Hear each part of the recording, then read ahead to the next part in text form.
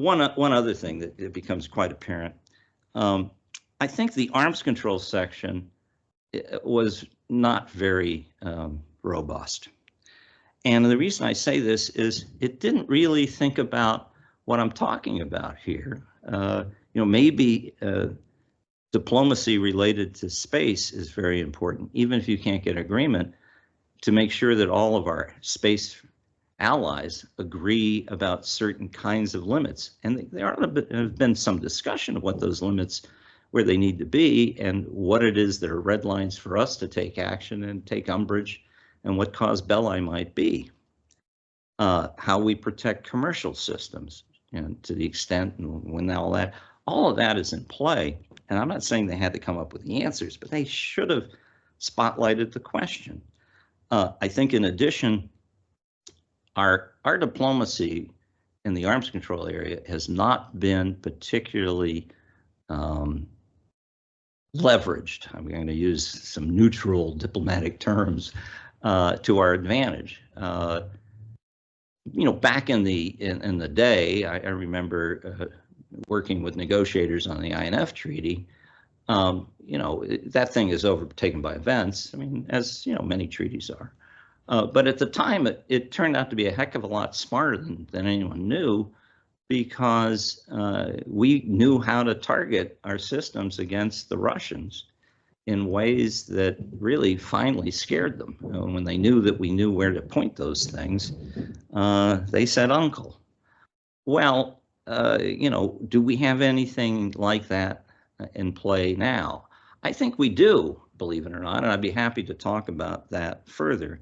Finally, I think the proliferation section was quite anemic. We're not thinking enough about the nuclear Sarajevos. Maybe it's in the Middle East. I mean, I just did a war game in December that forecast at least the missile section of what we've just experienced. I was told it had not been gamed because it also included a nuclear section.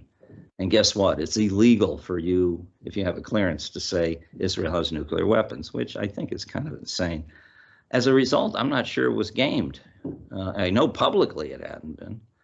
Well, okay. Now, in fairness, you can't raise a problem without suggesting at least a bad solution. And I'm pretty good at bad solutions. I'm getting better at it, okay? Being a little sarcastic here, but maybe what you need is to ask the Pentagon on some routine basis, and this is a forever. This is like keeping your weight down after age 30. This is not a one-time thing. Don't give them a ton of time and a ton of money to do it. Have them do a routine report, maybe once every 12 months. That may not be very good in the beginning, but might get better. I know the Soviet military power volumes were pretty sketchy initially, and by the end of the Cold War, they were pretty good. So I think that's where we need to go. I wouldn't create another commission. Having been on two, I wouldn't wish this on anybody to work on a commission.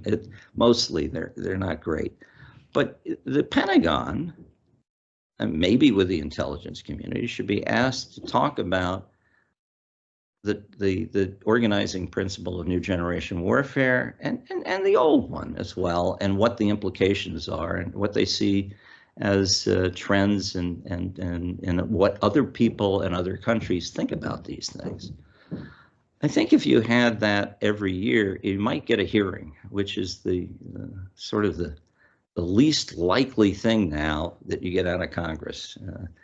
It isn't just laws, it's just hearings are hard to come by, particularly if they don't have immediate financial consequences. Well, we should change that.